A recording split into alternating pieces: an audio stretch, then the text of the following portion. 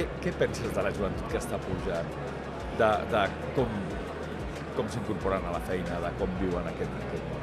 Igual no pertoca, no ets la persona, però com que estàs en contacte amb tanta gent, amb tants fronts diferents, potser ens pots donar una pista. Mira, jo estic en contacte bàsicament amb gent més jove que jo, perquè no és que la gent de la meva edat m'avorreixi, que a vegades sí, però és que m'entenc millor amb els joves.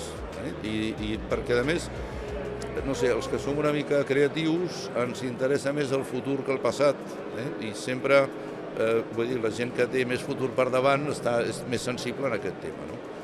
Jo el que trobo a faltar una mica bastant, no és talent, ni dedicació, ni vocació, sinó que tot això es condueixi cap a una vocació industrial. A Catalunya som industrials.